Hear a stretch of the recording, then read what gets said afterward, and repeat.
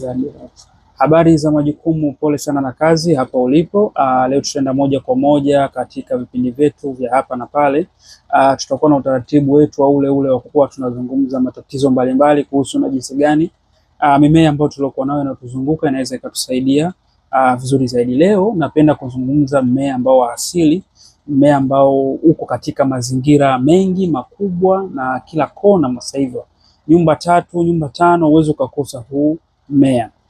Huu ni mti ambao unaitwa mwarobaini. Kwa wale watu ambao hawaufahamu, mwarobaini ndio huu hapa. Huu ndio mwarobaini kama unavyouona hapa. Huu ni mti ambao wa asili, unapatikana maeneo mengi na asili yake ni India. Asili yake ni India na umekuwa kwa kasi ukafika mpaka Afrika, mpaka sasa hivi tunao Tanzania na East Africa na sehemu zote za dunia. Mwarobaini upo. Na huu mwarobaini kama tulivyouona hapo mwanzo, huu unasaidia vitu vingi sana, Wengine hutumia majani yake kama haya kwa ajili ya matibabu. Wengine hutumia vigogo vyake, wengine wanatumia magome yake kama tiba, wengine wanatumia matunda yake kama ni dawa, wengine wanatumia mizizi ya mwarobaini kama ni dawa.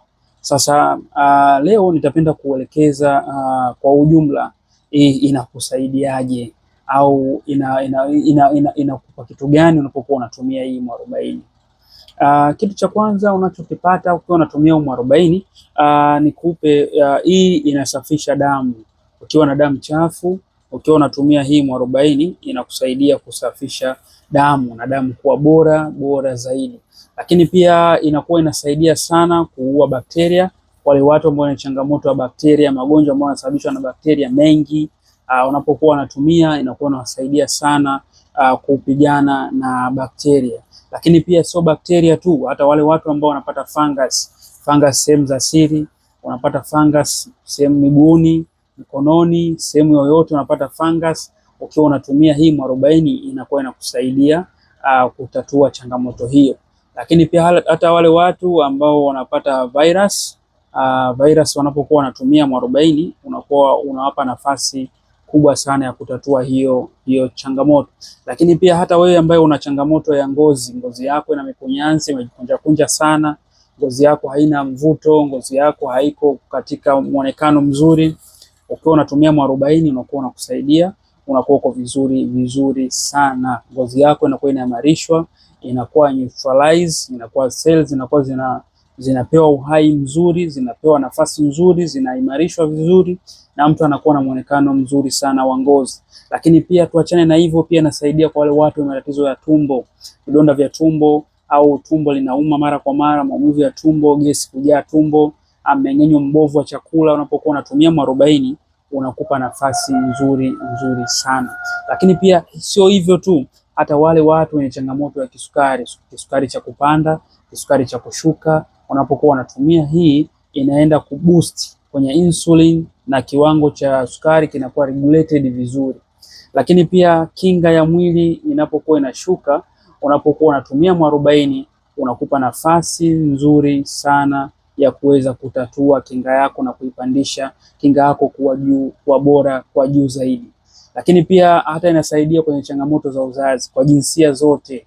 Hii husaidia sana changamoto ya uzazi. Ikiwa mwanamke unapitia maumivu makali ya tumbo, unapata hedhi ndogo, unapata hedhi haieleweki, mzunguko wako kwa zigzag, leo unaingia tarehe fulani, kesho unaingia tarehe fulani, unapata maumivu makali, tumia mwarobaini itakusaidia sana. Lakini pia achana na hivyo, wewe ambaye unahangaika mayai yako hayapevuki vizuri, unapata mzunguko lakini mayai hayapevuki vizuri, maana yake unakosa ujauzito, tumia mwarobaini itakusaidia sana.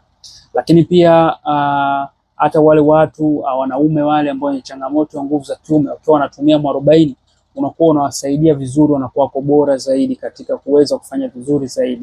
Ukijikuta wewe kila siku kwenye familia yako unaitwa Mr. 2 minutes, ukiwa unaitwa kila siku kwenye familia yako Mr. 2 minutes, au na mke wako mpenzi wako anakuita Mr. 2 minutes, tumia mwarobaini. Hii inarudisha heshima nyumbani, lakini kuna namna yake ya kuitumia, kuna utaratibu wake wa kutumia. Tutakuelekeza taratibu kidogo utapata kujua.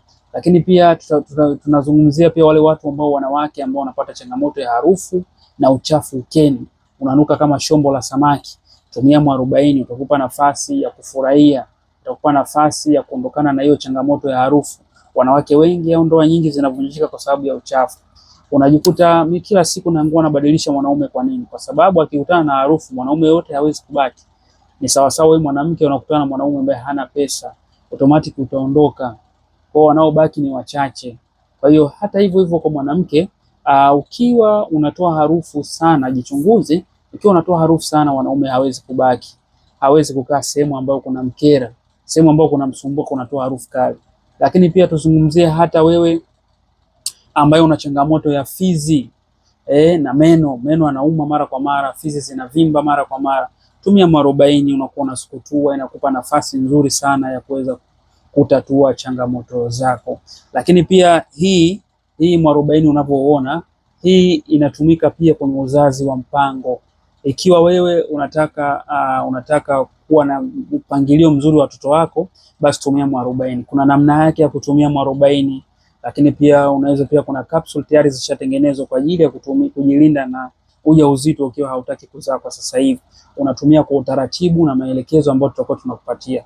Hii mwarobaini kama hichi kipande unakiona hichi, baba basi hutumia, hukata, alafu anakula hichi. Anapokuwa anakitumia hichi, kinakuwa kinamsaidia wakati anapoenda kushiriki, kabla nusu saa kabla ya kushiriki, akitumia hivi vipande vinavyoviona hapa hivi, kama hivi vile vipisi vilaini, akitumia kama hivi akienda kushiriki na mwanamke, mbegu zake zote zinakuwa hazina mkia, zinakuwa haziwezi kufika kwenye yai, mbegu zake zinawahi kufa mapema.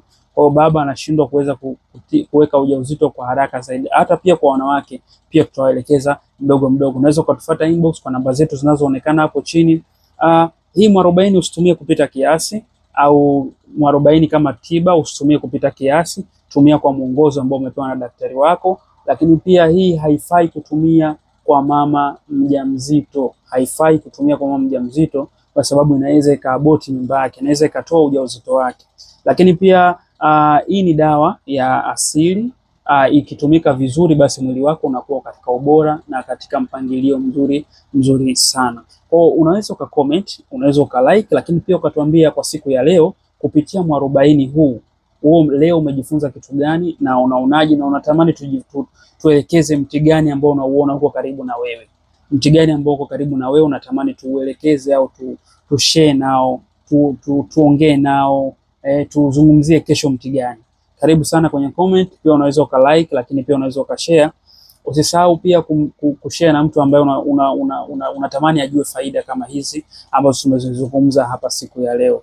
Karibu sana, Mungu awabariki. Usisahau kucomment, lakini kulike, lakini pia usisahau kusubscribe hapo kwenye hiyo button nyekundu ili kuweza kuendelea kupata vipindi vyetu vya mara kwa mara. Asante sana na Mungu awabariki sana.